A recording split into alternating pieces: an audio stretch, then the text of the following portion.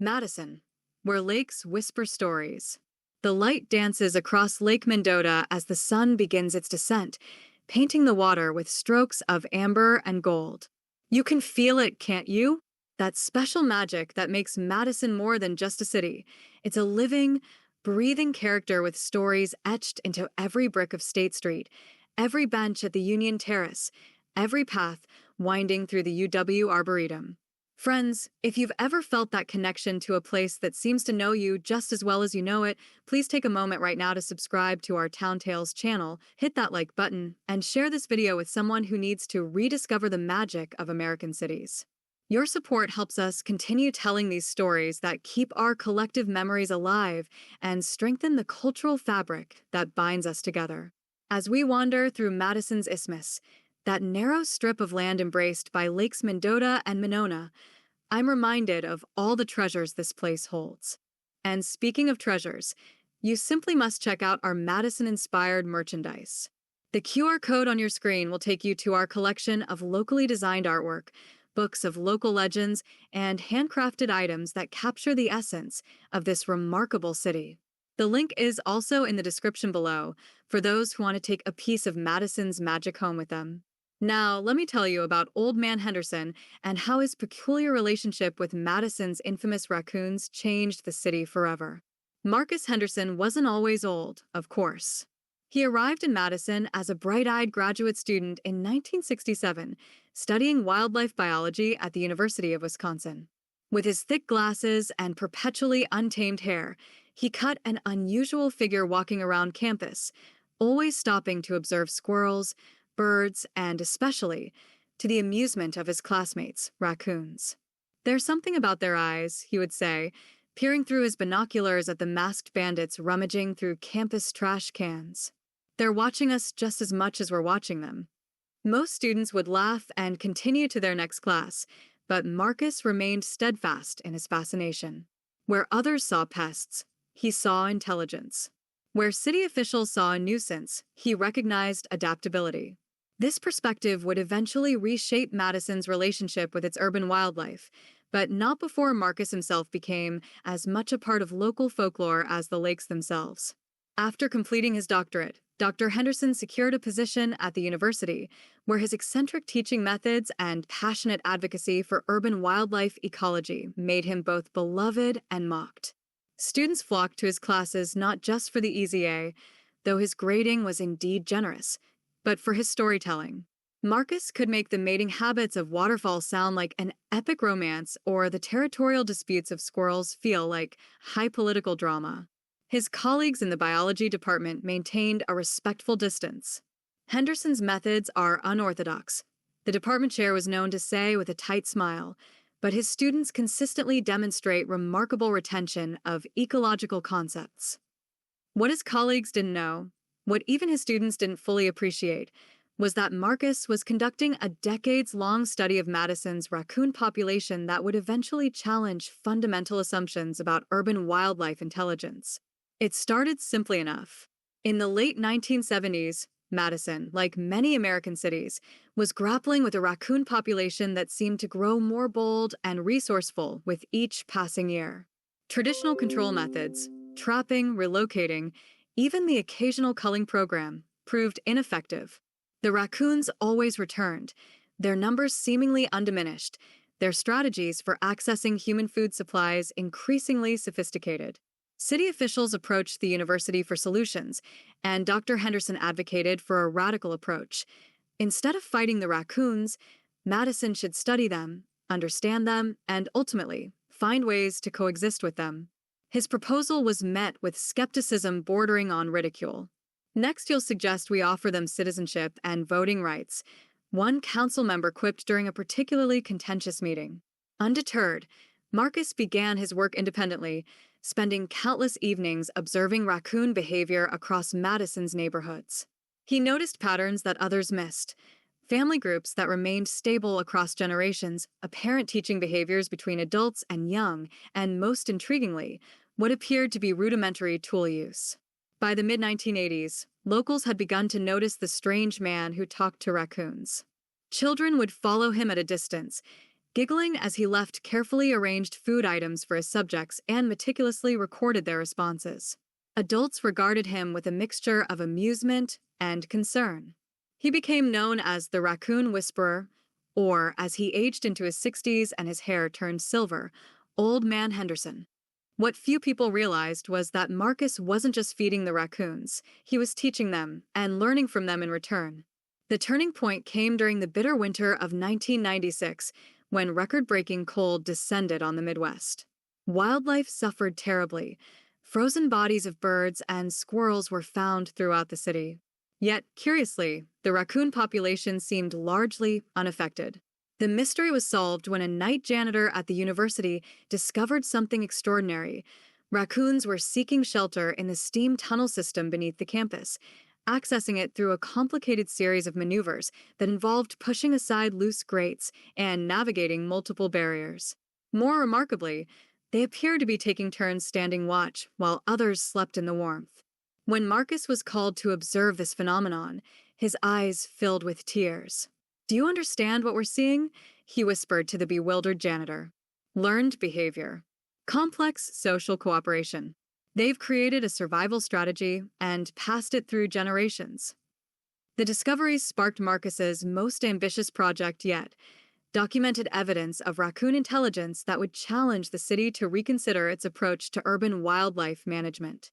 For the next 5 years, he meticulously gathered data, placed tagged food items throughout the city, set up primitive trail cameras, and mapped raccoon movements and behaviors.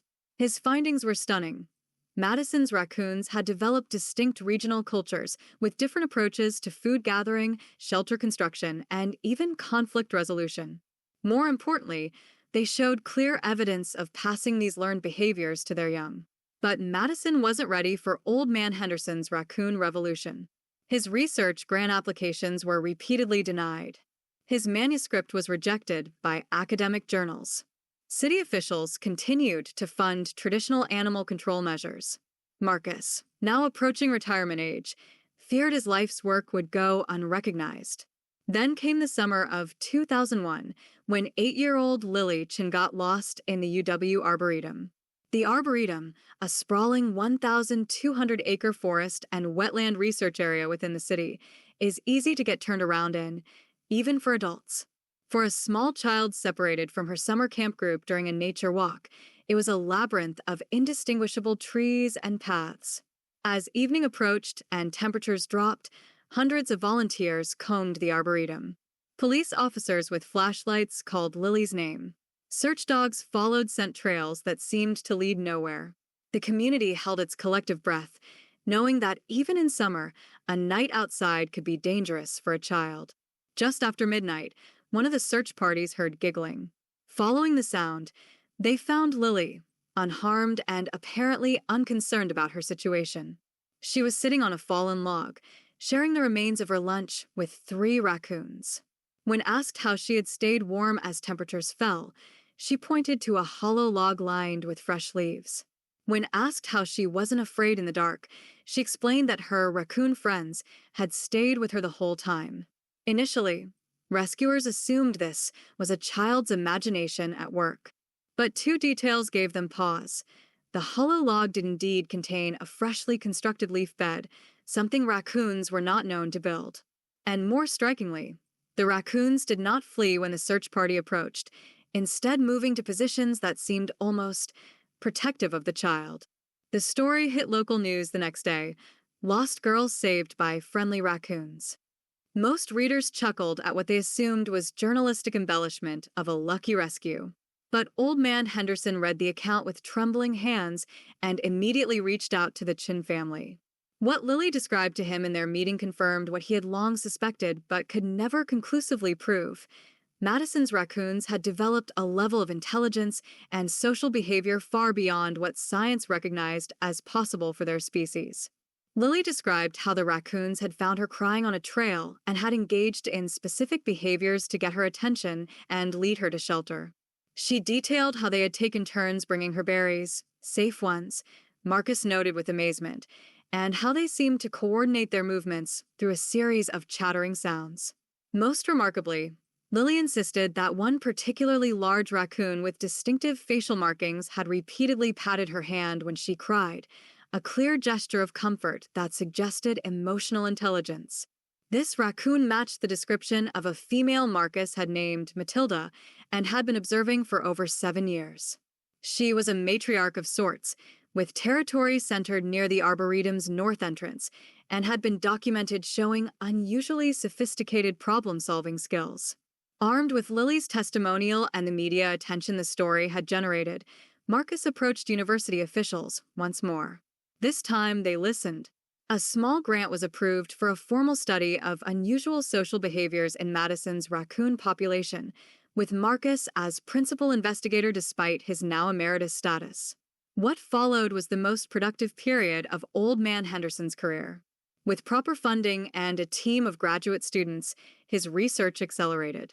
They documented raccoons using flowing water to clean food, a behavior previously observed only in captive raccoons, creating simple shelters in urban environments, using specific vocalizations to warn each other of threats, and most remarkably, appearing to designate specific areas as latrines, showing a hygiene awareness previously unrecognized.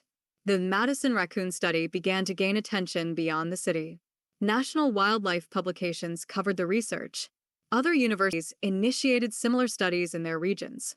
A PBS documentary crew spent a summer following Marcus and his team. But the most significant impact was local. As Madison citizens learned about the remarkable creatures sharing their city, attitudes shifted. Wildlife management policies were revised to focus on coexistence rather than control. The city installed special trash, cans designed to allow raccoons to access food waste without creating mess.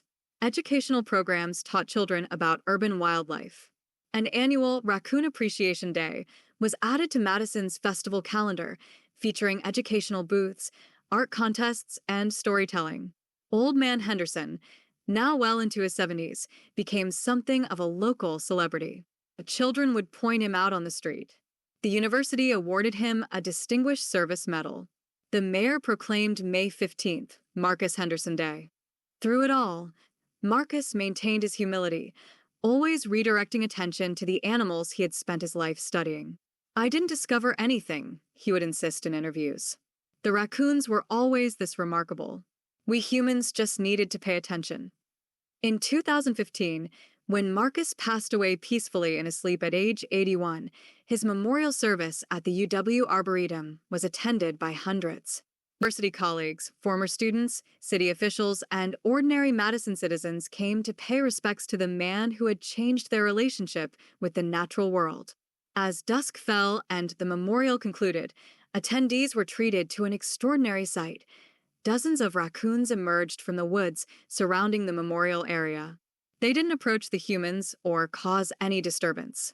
They simply sat at the forest edge, their eyes reflecting the last light of day, as if paying their own respects. Among them, observers swore they saw an unusually large female with distinctive facial markings, old Matilda herself, who would have been of extraordinary age for a wild raccoon. Though wildlife experts explained that it was likely a descendant with similar markings, Madison residents prefer the more poetic possibility. Today, Madison's approach to urban wildlife serves as a model for cities across America. The raccoon population has stabilized naturally, with fewer human-wildlife conflicts reported each year. Research continues at the university's Henderson Center for Urban Ecology, where new generations of scientists build upon Old Man Henderson's groundbreaking work. Lily Chen, now a wildlife biologist herself, leads educational programs for Madison school children, teaching them about the remarkable intelligence of the masked creatures with whom they share their city. On special occasions, she brings out a well-worn stuffed raccoon, a gift from Marcus Henderson, and tells her own story of that night in the Arboretum. And if you visit Madison today, you might notice something unusual about the city's official logo. Alongside the traditional symbols of the Capitol building and the lakes, there's a small silhouette of a raccoon, its paws raised as if in greeting. It's a reminder of Marcus Henderson's most important lesson, that we share our urban spaces with remarkable beings worthy of our respect and understanding. The legacy of Henderson's work extends beyond raccoons. Madison has become known for its progressive urban ecology initiatives, implementing wildlife corridors that connect green spaces throughout the city. The university's environmental studies program consistently ranks among the nation's best, attracting students inspired by the Henderson approach to human-wildlife coexistence. Local restaurants and breweries pay homage to the city's most famous wildlife with names like the Clever Raccoon Cafe and Masked Bandit Brewing, where walls are adorned with artistic renderings of the animals that have become unofficial mascots. The annual Raccoon Festival draws visitors from across the Midwest, combining educational workshops with family-friendly entertainment. During my own visit to Madison last spring, I witnessed something that would have brought tears to Old Man Henderson's eyes. As twilight descended over Lake Mendota, I noticed a young family picnicking near the shoreline. Their toddler squealed with delight as a raccoon cautiously approached.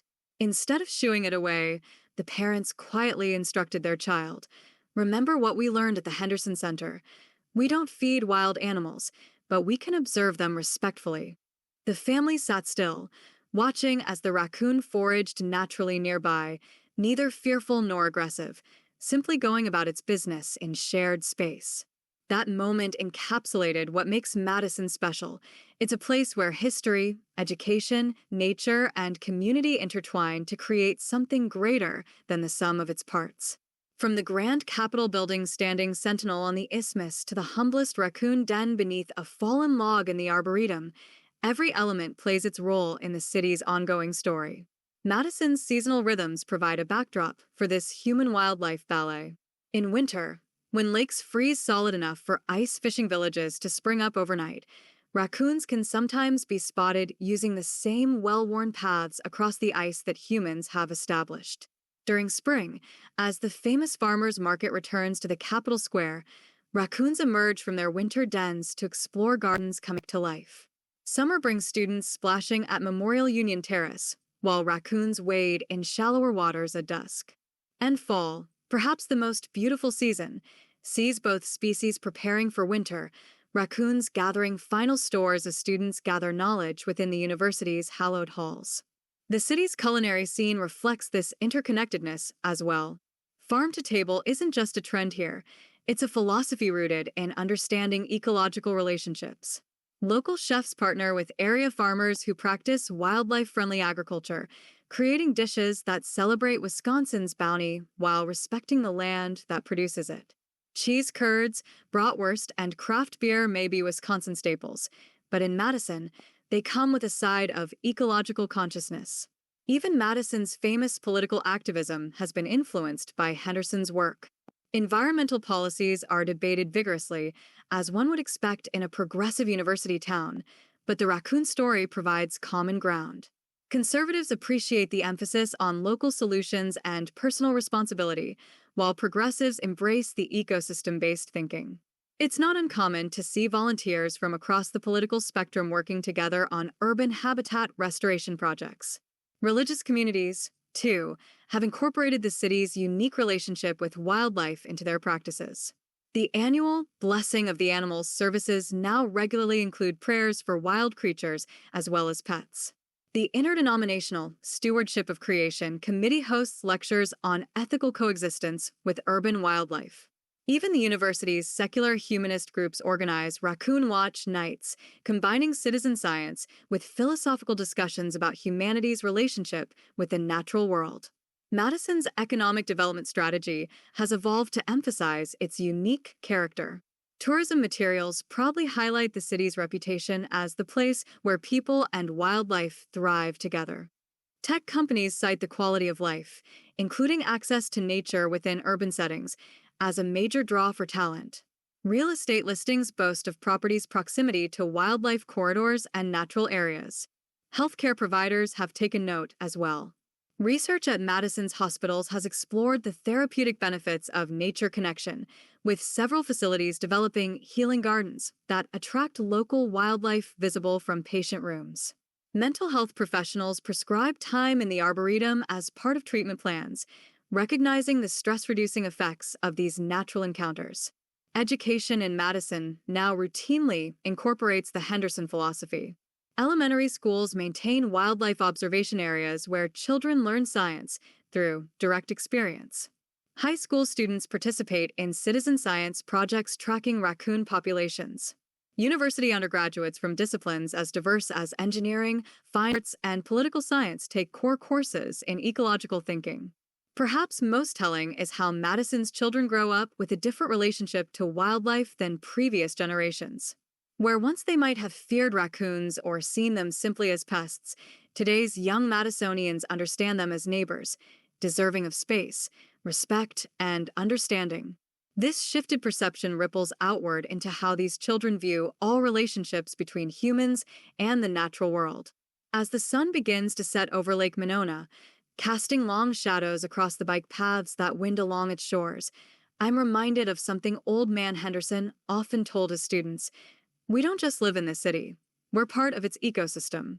Every choice we make shapes the world we share with countless other beings. In Madison, that philosophy has moved from radical idea to common wisdom, transforming how an entire community views its place in the natural order. The raccoons, for their part, continue to adapt and thrive. New generations inherit both the instinctive intelligence of their species and the learned behaviors particular to Madison's unique environment. They navigate human spaces with remarkable dexterity, neither fully wild nor domesticated, but occupying that fascinating middle ground where adaptation happens in real time. So, as our journey through this remarkable city comes to a close, I hope you felt something of its special magic, the blend of natural beauty, human creativity, and unexpected connections that define the Madison experience. Old Man Henderson understood something profound, that cities are not just human habitats, but shared ecosystems, rich with possibilities for coexistence and mutual flourishing. If you felt pride in the city, gratitude for the story, and want to see Madison and other American cities further celebrated and valued, please subscribe to our Town Tales channel, leave your like, and share this video with friends who appreciate the unique character of American communities. And don't forget to check out our other videos in this series, each one filled with unique stories, warmth, humor, and insights about the cities that make our country so diverse and fascinating. As the sun sets over Lake Mendota, painting the water with that distinctive Madison gold, remember that every city has its Old Man Henderson, its Matilda, its unexpected moments of connection. All we need to do is look more closely, listen more carefully, and approach our shared spaces with curiosity and respect. The magic is already there, waiting to be discovered.